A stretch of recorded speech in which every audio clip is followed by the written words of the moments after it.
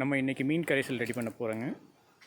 இது மீன் கடையிலேருந்து எடுத்துகிட்டு வந்த மீன் வேஸ்ட்டு, கரும்பு சக்கரை, சாணப்பாசி கரைசல், இது மூணையும் வச்சு நம்ம 200 லிட்டர் ட்ரம்மில் ரெடி பண்ண போகிறோங்க.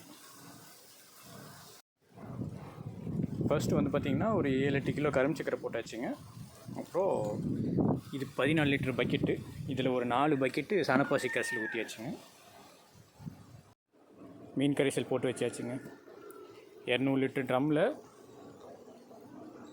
மீன் வேஸ்ட்டு ஒரு 35 கிலோவுக்கு மேலே வருங்க. இப்போ ஒரு 40 லிட்டருக்கு மேலே சாணப்பாசி கரைசல், 6-7 கிலோ கரும்பு சக்கரை, அப்புறம் மீதி வந்து தண்ணி ஊற்றி ஃபில் பண்ணி ஒரு அரை அடி மட்டும் மேலே விட்டுட்டு தண்ணி ஃபில் பண்ணி கொசு வலை வச்சு கட்டியாச்சுங்க. இந்த கொசு வலை எதுக்குன்னு பார்த்தீங்கன்னா காக்காயெல்லாம் வந்து இதை கொத்தாமல் இருக்கிறதுக்காக தான். அப்படி இது வந்து ஓப்பன்லேயே வெயிலே வந்து கிட்டத்தட்ட ஒரு மாதத்துக்கு பக்கம் இருக்குங்க.